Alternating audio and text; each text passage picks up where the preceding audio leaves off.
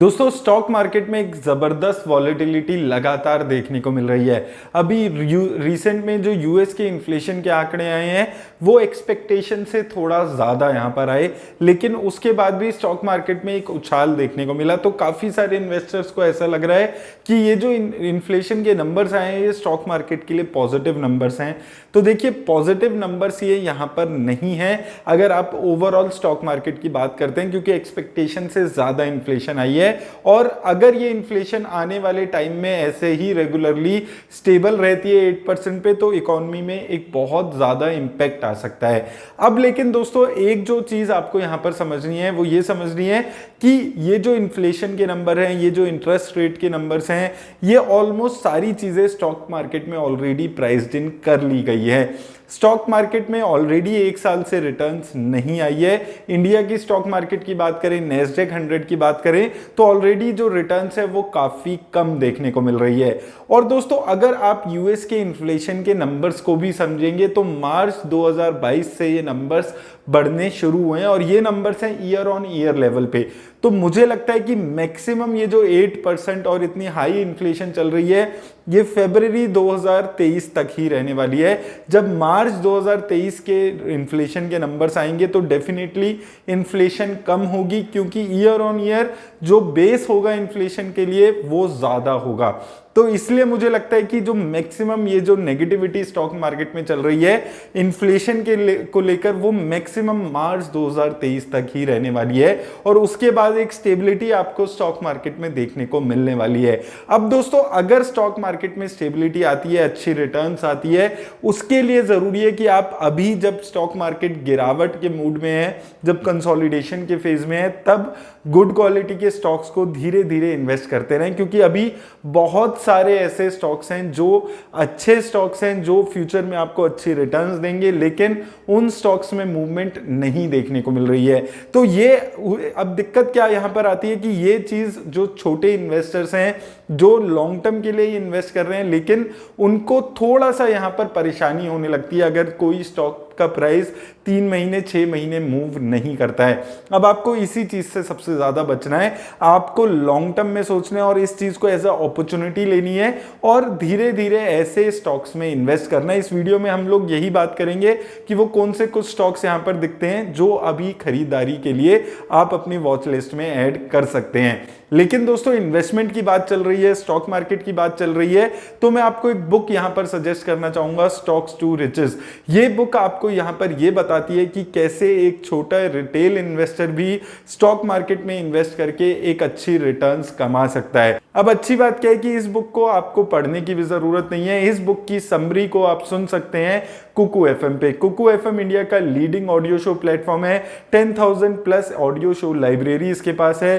Play store पे rating इसकी 4.5 plus की चल रही है। और यहां पर अगर आप इस बुक को सुनना चाहते हैं तो इसको आप अपनी रीजनल लैंग्वेज में भी सुन सकते हैं। हिंदी, इंग्लिश, मराठी, जो भी आपकी रीजनल लैंग्वेज है उसमें जाकर आप इस बुक को सुन सकते हैं। तो अभी डाउनलोड कीजिए, लिंक डिस्क्रिप्शन में दे दिया। और अगर आप मेरा कूपन कोड यूज करेंगे तो आपको 50% का डिस्काउंट मिल जाएगा और सिर्फ 199 रुपीज पर ईयर में आप इतनी सारी बुक्स सुन सकते हैं। तो लिंक डिस्क्रिप्शन में जाकर डाउनलोड कीजिए और बुक सुनना शुरू कीजिए। अब दोस्तों अगर हम स्टॉक्स पे यहां पर बात करते हैं तो देखिए बहुत सारे अलग अलग स्टॉक्स यहां पर अवेलेबल हैं जो एक अच्छी कैटेगरीज में आपको अच्छे डिस्काउंट में मिल रहे हैं। लार्ज कैप कैटेगरी में दोस्तों अगर हम बात करते हैं तो सबसे पहले हम फाइनेंशियल सेक्टर पे बात करते हैं। इंडिया में जो फाइनेंशियल सेक्टर है उसमें अभी भी बहुत ज्यादा स्कोप है ग्रोथ का। फाइनेंशियल सेक्टर में सिर्फ बैंकिंग सेक्टर नहीं आता है, इसमें और जितने भी सेक्टर्स हैं जैसे कि लाइफ इंश्योरेंस सेक्टर भी यहाँ पर कवर हो जाता है। जो आपकी ब्रोकरेज कंपनीज हैं जो लिस्टेड स्पेस में हैं वो कवर हो जाती हैं। इसके अलावा और भी काफ़ी सारी कंपनीज कवर हो जाती हैं। तो बैंकिंग में बात करें तो अगर आप ज़्यादा रिस्क भी नहीं लेना चाहते तो आईसीआईसी बैंक और उसके साथ एचडीएफसी बैंक का कॉम्बिनेशन एक अच्छी रिटर्न्स आपको जनरेट करके दे सकता है। एचडीएफसी बैंक के रिजल्ट आ जाए हैं, मैं इस पे भी एक सेपरेट वीडियो बनाऊंगा और हम लोग बात करेंगे कैसे रिजल्ट वहां पर आए हैं। इसी कैटेगरी में अगर आप और लाइफ इंश्योरेंस और इंश्योरेंस सेक्टर में देखते हैं तो वहां पर भी काफी सारी कंपनीज हैं जो काफी अच्छे डिस्काउंट पे और काफी लंबे टाइम से कंसोलिडेशन फेज में चल रही हैं। एचडीएफसी लाइफ, आईसीआईसी लॉम्बार्ड, जितनी भी ये इंश्योरेंस सेक्टर की कंपनीज हैं, यहां पर एक अच्छा खासा डिस्काउंट इस वक्त आया हुआ है। क्या ये कंपनीज आने वाले टाइम में परफॉर्म नहीं करेगी? क्या इंडिया में इंश्योरेंस सेक्टर ग्रो नहीं करेगा? ये चीज आपको समझनी है और फिर उसके हिसाब से इन कंपनीज में इन्वेस्ट करने के बारे में सोचना है। मुझे लगता है डेफिनेटली इंडिया में जो सेक्टर्स हैं ये वाले, ये अच्छा खासा ग्रो करने वाले हैं और ये जो पिछले कुछ सालों की मार्केट की कंसोलिडेशन है, ये धीरे धीरे ऐसी गुड क्वालिटी की कंपनीज में इन्वेस्ट करने का मौका हमें यहां पर बनाकर दे रहे हैं।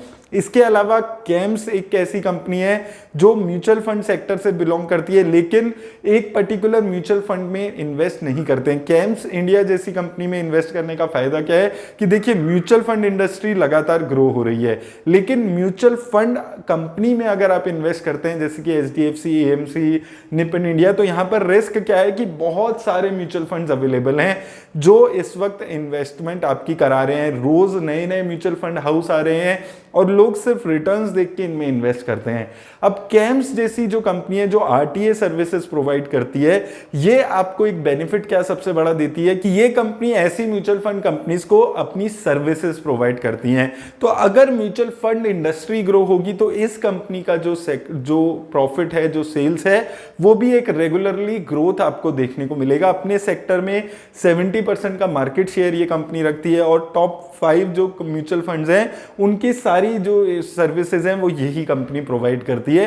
तो मुझे ये लगता है कि इस कंपनी में अभी भी बहुत अच्छा स्कोप है, एक अच्छी ग्रोथ का अभी भी स्कोप है। हमने 2000 के लेवल पे इस कंपनी में इन्वेस्ट किया था ऑलरेडी। अगर आपने उस लेवल पे इन्वेस्ट किया होगा तो ऑलरेडी ये शेयर आपको कुछ ही समय में 20-25% की रिटर्न्स दे चुका है, क्योंकि ऑलरेडी एक तो ये शेयर अपने ऑल टाइम हाई से बहुत ज्यादा गिरा हुआ है और दूसरी इंपॉर्टेंट बात है कि यहां पर अभी भी काफी अच्छा स्कोप है, एक रेगुलर ग्रोथ यहां पर आपको इस शेयर में देखने को मिलने वाली है।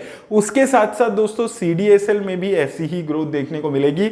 हालांकि मुझे लगता है कि सीडीएसएल से ज्यादा ग्रोथ कैम्स में आपको देखने को मिलेगी, लेकिन सीडीएसएल भी एक ऐसी ही कंपनी है कि जो इंडिया में अंडर पेनिट्रेशन चल रहा है, वहां पर ये कंपनी उसका काफी ज्यादा फायदा उठा सकती है और एक रेगुलर रिटर्न्स ये स्टॉक भी आपको जनरेट करके दे सकता है।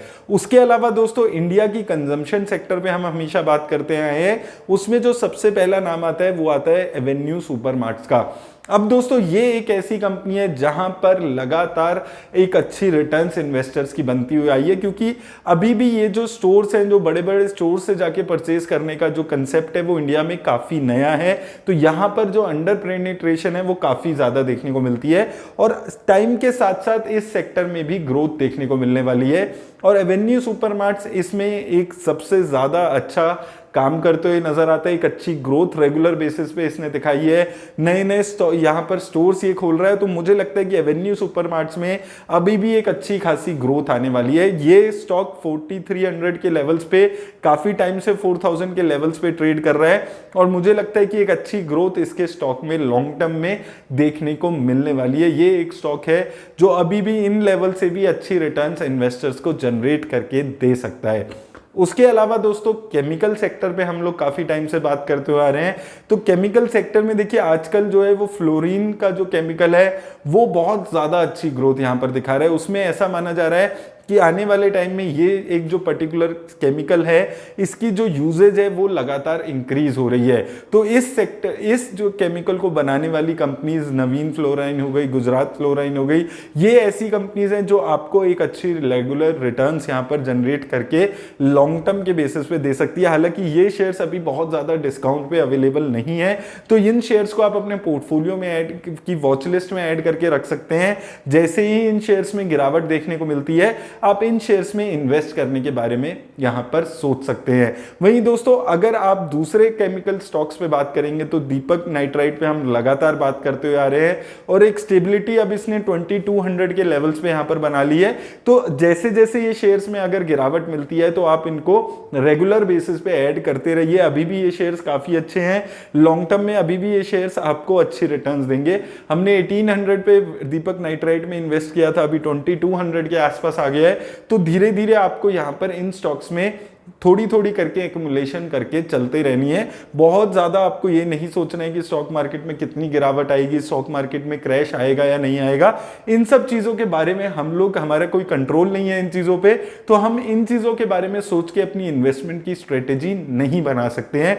उस चीज़ को आपको समझना है। ईवी सेक्टर की अगर हम बात करते हैं तो ईवी सेक्टर की एक कंपनी जो 34% डिस्काउंट पे इस वक्त चल रही है, ओलेक्ट्रा ग्रीन टेक, ये एक ऐसी कंपनी है जो ईवी बसेस के सेगमेंट में है। तो ईवी के सेक्टर में ये बसेस में यहां पर काम कर रही है। एक अच्छा खासा गिरावट यहां पर आया हुआ है और इंडिया में अगर ईवी सेक्टर में ग्रोथ आती है तो इस कंपनी को डेफिनेटली काफी फायदा मिलने वाला है। रेगुलरली इसकी ऑर्डर बुक वैल्यू भी काफी अच्छी इंक्रीज हो रही है और मुझे लगता है कि अगर ईवी सेक्टर में ग्रोथ आती है तो ये एक स्टॉक है जो एक अच्छी रिटर्न्स लॉन्ग टर्म में जनरेट करके दे सकता है। वहीं दोस्तों अगर हम बात करें स्मॉल कैप स्पेस में ही 5G सेक्टर में, तो 5G में दोस्तों HFCL पे हमने लगातार बात की है।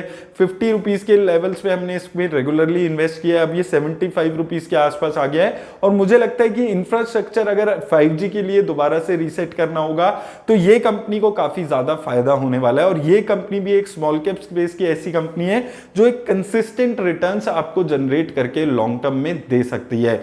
उसके अलावा दोस्तों पेंट सेक्टर में हमने एक कंपनी पे बात की है, हालांकि गिरावट उसमें आई हुई है इंडिगो पेंट्स पे, तो इस कंपनी पे एक डिटेल सेपरेट वीडियो भी मैंने बनाई थी। मुझे अभी भी दोस्तों यही लगता है कि ये एक अच्छा काफी शेयर है जो लॉन्ग टर्म में एक अच्छी रिटर्न्स जनरेट करके दे सकता है। डिटेल्ड वीडियो मैंने बनाई हुई है, आप जाकर देख सकते हैं। तो ये स्टॉक है जो जहां पर ग्रोथ का स्कोप बहुत ज्यादा है।